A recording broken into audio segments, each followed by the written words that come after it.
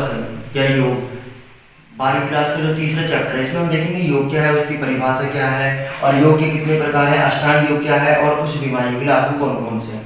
तो सबसे पहले आते हैं योग के ऊपर। योग शब्द की उत्पत्ति, योग शब्द का अर्थ है संस्कृत की युज धातु से लिया गया है, जिसका अर्थ होता है युज समाधि, मतलब इसका मुख्य अर्थ क्या है, समाधि। इसको हम इस तरह से भी लेते हैं, कहते हैं कि योग का अर्थ होता है मिलना या जुड़ना, आत्मा का शरीर और परमात्मा से मिलन हो जाना, एकाकार हो जाने को हम योग कहते हैं। परंतु इसका वास्तविक अर्थ है समाधि यानी मोक्ष की प्राप्ति। फिर इसकी जो परिभाषाओं के ऊपर आते हैं, तो पतंजलि ने जो परिभाषा दी सबसे बेस्ट परिभाषा जो है, योगस्य चित्त वृत्ति निरोधन।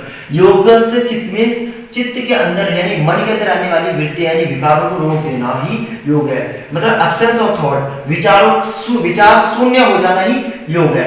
अब उसका जो महत्व देखते हैं कि क्वेश्चन आ जाता है कि योग का क्या महत्व है। शारीरिक शुद्धि, योग करने से हमारे शरीर की शुद्धि होती है, जो टॉक्सिन्स होते हैं, मल होते हैं, वो पसीने के रूप में मलमूत्र के रूप में शरीर से बाहर निकल जाते हैं, शरीर की शुद्धि होती है। कुंजन क्रिया करने से वात पित्त का दोष दूर हो जाते हैं, मतलब शरीर की पूरी तरह से शुद्धि हो जाती है। रोगों से बचाव, यदि हम नियमित योगासन करते हैं तो दूसरा लाभ हमें क्या होता है, इसका महत्व क्या है, रोगों से बचाव होता है। Heart attack, high BP, sugar जैसे रोगों से बचा जा सकता है, क्योंकि योगासन करने से क्या होता है, कोलेस्ट्रॉल का लेवल डाउन होता है, जिससे हृदय रोगों की संभावना कम हो जाती है। लचक में वृद्धि, डेली योगासन करने से क्या होता है कि हमारी फ्लेक्सिबिलिटी बढ़ जाती है, और फ्लेक्सिबिलिटी बढ़ जाने से क्या होता है, हमारे अंदर जो है शरीर के अंदर लचक में वृद्धि होती है, जिससे हम किसी भी कार्य को आसानी से कर पाते हैं। अवसाद से मुक्ति, आज की भौतिक युग में हर व्यक्ति स्ट्रेस से चिंतित रहता है, मतलब उसको तनाव रहता ही है, परंतु हम डेली योगासन प्राणायाम करते हैं, ध्यान करते हैं, तो क्या होता है, स्ट्रेस यानी अवसाद से मुक्ति मिलती है। नैतिक मूल्यों का विकास, योगासन करने से नैतिक मूल्यों का विकास होता है, आध्यात्मिक मूल्य अंदर आते हैं, अहिंसा, असत्य, ये जो चीजें होती हैं, ये हमारे अंदर असत्य की जो भावना होती है वो खत्म हो जाती है। आध्यात्मिक विकास, योग के रास्ते पे चलने से हमारा मन शुद्ध हो जाता है और हम एक आध्यात्मिक विकास की तरफ जाते हैं। हमें वास्तविकता का पता होता है हम कौन है और हमारा लक्ष्य क्या है, हम इस धरती पर आए क्यों हैं, मतलब एक स्पिरिचुअल वे की तरफ हम जाने लगते हैं। अब हम आते हैं आसन। आसन क्या है, आसन का अर्थ होता है शरीर की एक विशेष स्थिति, शरीर की विशेष स्थिति जिसके द्वारा हमारे शरीर को लाभ मिलता है और रोग दूर होते हैं। अब आसनों का वर्गीकरण 3 भागों में करा गया है। जो पहला जो है ध्यानात्मक आसन, ध्यानात्मक आसन ये कौन से होते हैं, इन आसनों को करने से हमारा ध्यान बढ़ता है, मेडिटेशन वाले आसन होते हैं जो हमें आध्यात्मिक वे की तरफ ले जाते हैं और अवसाद दूर होता है। ये होते हैं जैसे पद्मासन, सुखासन, वज्रासन, और इसके बाद जो आते हैं ये आते हैं विश्रात्मक आसन, विश्रात्मक आसन। ये जो आसन होते हैं इनको करने से क्या होता है, शरीर रिलैक्स होता है, बॉडी रिलैक्स होती है, तनाव दूर होता है। जैसे शवासन जिसमें हम सो जाते हैं, बिल्कुल शवासन, मकरासन, ये शरीर को रिलैक्स करते हैं, हमारी जो मसल्स होती हैं खींची हुई उनको रिलैक्स करते हैं। तीसरा आता है संवर्धनात्मक आसन।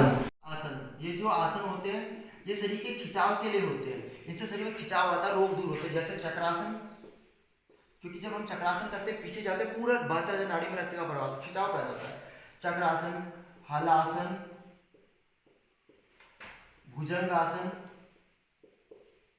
जो भी शरीर का खिंचाव करते हैं जो थोड़े से कठिन होते हैं वो सर्वधनात्मक आसन होते हैं। अब हम आते हैं अष्टांग योग।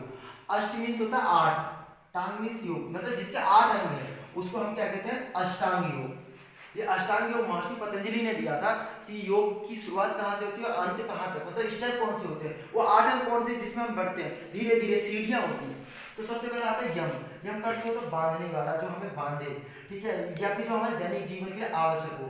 यम 5 प्रकार, इसके 5 अंग होते हैं, सत्य, अहिंसा, अपरिग्रह, ब्रह्मचर्य और अस्तेय।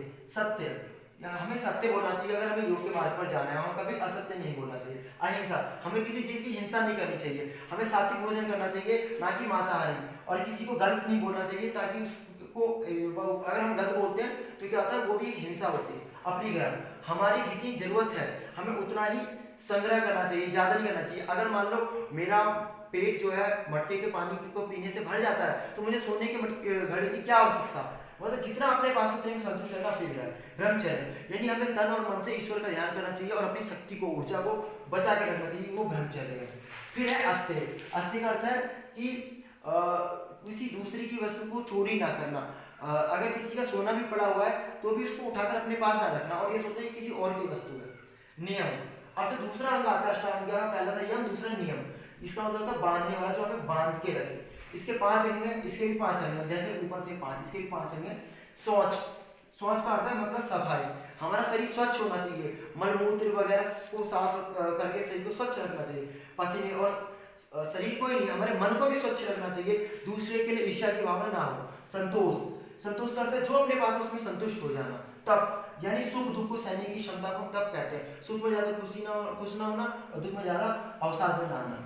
स्वाध्याय यानी डेली किसी अच्छी अध्याय का अध्ययन करना जो ईश्वर की तरफ ले जाए। ईश्वर प्रणिधान, जो भी हम अपने कर्म करते हैं उसको हम ईश्वर को समर्पित कर दें कि हे प्रभु, जो भी हमारे कर्म हो रहे हैं वो तू कर रहा है और हम इसमें करता भी नहीं है। आसन। अब हम आसन के ऊपर आते हैं। आसन जो है योग का तीसरा अंग है। आसन शरीर की एक विशेष स्थिति को हम आसन कहते हैं। आसनों से हमें सिद्धि मिलती है।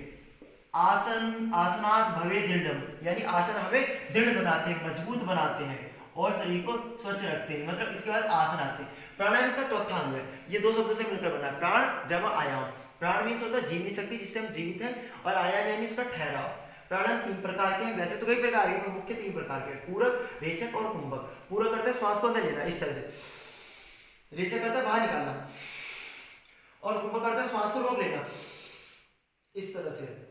अब आते हैं प्रत्याहार। प्रत्याहार का अर्थ होता है इंद्रियों को जीतना, यानी हमें अपनी इंद्रियों को जीतना पड़ेगा अगर हमें योग के अंग पर आगे जाना है। अपनी जीभ, अपनी त्वचा के ऊपर कंट्रोल रखने की जो क्षमता है उसको हम प्रत्याहार कहते हैं। धारणा।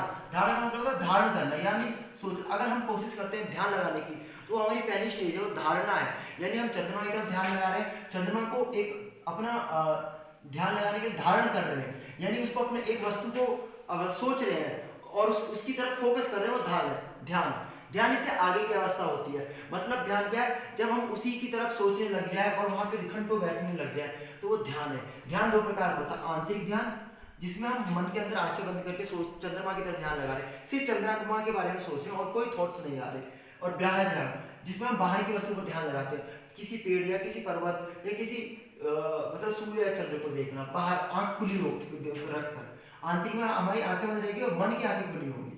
अब आता है समाधि। समाधि इसका अंतिम लक्ष्य होता है, यानी ईश्वर में एकाकार हो जाना, शिव शक्ति में लीन हो जाना, जहां पर ज्ञेय और अज्ञेय का भाव ही खत्म हो जाए, जब हमारा अस्तित्व जो है बिल्कुल परमात्मा से मिल जाए। समाधि 2 प्रकार की होती है, संप्रज्ञात, इसमें भी हमारा जो ध्यान होता है भौतिक जगत से खत्म हो जाता है, शरीर की इंद्रियों से खत्म हो जाता है, परंतु कुछ भाव जिंदा रहता है शरीर। और असंप्रज्ञात में क्या होता है, जहां पर हमारा श्वास और हमारा मन, हमारा प्राण, आत्मा सब ईश्वर में लीन हो जाती है, या आगे की अवस्था होती है। अब कुछ बीमारियां, अब मैं अस्थमा के बारे में बता रहा हूँ। अस्थमा जो है एक श्वास का रोग है, इसमें हमें श्वास लेने में दिक्कत होती है। जो हमारी फूड पाइप होती है, जो श्वास लेनी होती है, यहाँ पे सूजन आ जाती है, फिर हमारे लंग्स की जो थैलियां होती है उनमें सूजन आ जाती है और श्वास लेने में घड़घड़ाहट की आवाज आती है, दम फूलने लगता है। अस्थमा के लिए के जो कारण होते हैं, ठंडा भोजन खाना, ठीक है, ठंडा भोजन खाना, बासी भोजन खाना, श्वास नली में पहले से ही इन्फेक्शन या वंशानुगत रोग, धूल करने से एलर्जी होना। इसके लिए जो हमें आसन करने, गौमुखासन, चक्रासन और भुजंगासन, 3 आसन। अब मैं गौमुखासन आपको करके बता रहा हूँ किस तरह से करना है। लेग्स को बैठ कर लिया, दूसरी लेग्स को उसके ऊपर की तरफ करा, एक हाथ को ऊपर ले गए और पीछे से पकड़ लिया, इस तरह से। ये आपने 1 से 2 मिनट करना है, क्योंकि इससे हमारे लंग्स के ऊपर इफेक्ट पड़ रहा है और जो लंग्स की जो नसें वो खींच रही है चेस्ट वाले भाग पर। दूसरा जो आसन है चक्रासन। चक्रासन के लिए लेट जाए, दोनों हाथों को पीछे ले जाए और धीरे धीरे बॉडी को उठा देंगे, और ये हमारा प्रभाव पर डाल रहा है चेस्ट के ऊपर और लंग्स फैल रहे हैं, इसलिए इसमें बहुत लाभ। तीसरा जो है भुजंगासन। भुजंगासन में आपने क्या करना है, इस तरह से जो भी हमारे चेस्ट को खोले वो सारे आसन जो है अस्थमा के लिए लाभदायक है। इसके अलावा प्राणायाम में भस्त्रिका प्राणायाम, इस तरह से जो अस्थमा को दूर करता है। धन्यवाद। ये चैप्टर आपका खत्म हुआ, जिसमें मैंने योग में अष्टांग योग और योग क्या है उसकी अर्थ परिभाषा, आसनों के प्रकार और अस्थमा के बारे में बताया।